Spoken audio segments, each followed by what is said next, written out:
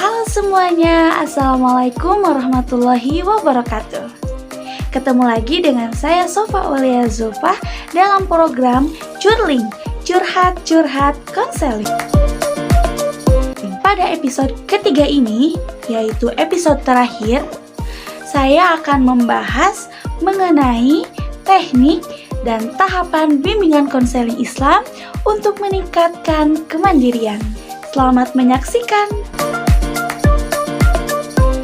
Nah, teknik-teknik yang digunakan untuk bimbingan konseling dalam meningkatkan kemandirian ini yaitu teknik individual dan teknik kelompok. Dalam teknik individual yang sudah saya jelaskan dalam episode pertama, yaitu pembimbing atau konselor melakukan dialog langsung tatap muka dengan pihak yang dibimbing atau klien. Teknik individual yang digunakan untuk meningkatkan kemandirian yaitu teknik directing counseling, yaitu bimbingan konseling yang dilakukan secara langsung dan konselor lebih berperan aktif daripada konselingnya dalam menyelesaikan masalahnya. Selain dengan teknik individual, untuk meningkatkan kemandirian tersebut dapat dilakukan dengan teknik kelompok.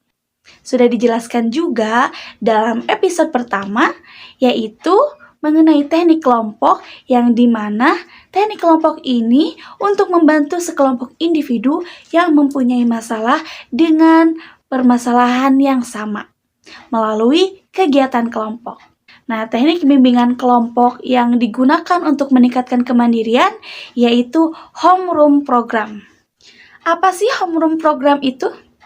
Udah dijelasin juga ya di episode pertama, yaitu kegiatan yang diadakan oleh konselor dengan klien di luar jam bimbingan. Namun, pada homeroom program ini, konselor berperan sebagai keluarga dari konseling, mau itu berperan sebagai ayah, ibu, saudara, ataupun yang lainnya, dengan tujuan untuk mengambil suasana nyaman dari klien. Selain itu, agar situasinya itu tidak formal, sehingga pembimbing dapat lebih mengenal terhadap kliennya dan kliennya pun akan lebih terbuka dalam mengemukakan masalah-masalah yang dihadapinya. Tahapan bimbingan dan konseling Islami. Yang pertama, meyakinkan individu mengenai hal-hal sesuai dengan kebutuhan.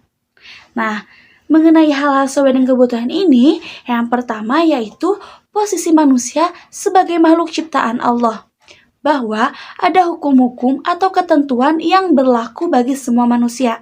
Yang kedua, status manusia sebagai hamba Allah yang harus selalu tunduk dan patuh kepadanya. Yang ketiga, tujuan Allah menciptakan manusia adalah agar manusia melaksanakan amanah dalam bidang masing-masing sesuai dengan ketentuan Allah. Yang keempat, ada fitrah yang dikaruniakan Allah kepada manusia, bahwa manusia sejak lahir dilengkapi dengan fitrah berupa iman dan taat kepadanya. Yang kelima, iman yang benar sangat penting bagi keselamatan hidupnya di dunia dan akhirat. Yang keenam, iman bukan hanya pengakuan dengan mulut, tetapi lebih dari itu, yaitu membenarkan dengan hati dan mewujudkan apa yang diimaninya itu dalam kehidupan sehari-hari.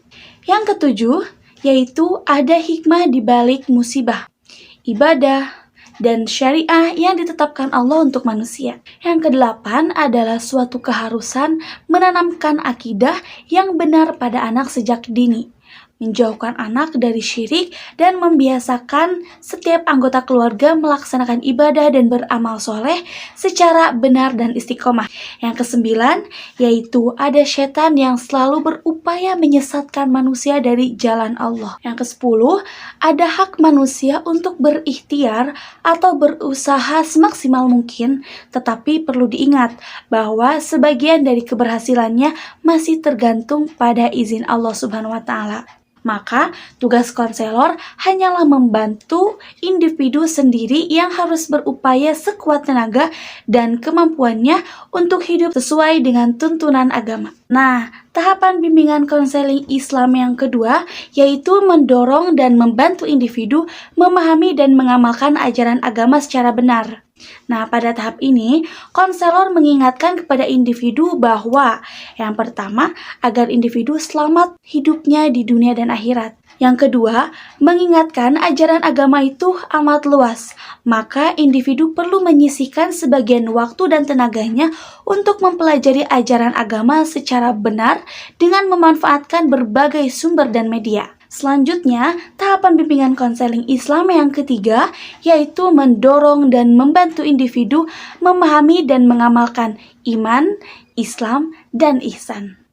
Nah teman-teman, bagaimana nih pembahasan di episode ketiga ini mengenai teknik dan tahapan bimbingan konseling Islam untuk meningkatkan kemandirian? Sudah paham kan semuanya?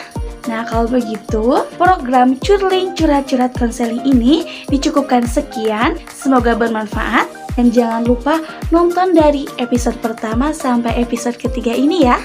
Bye semuanya. Wassalamualaikum warahmatullahi wabarakatuh.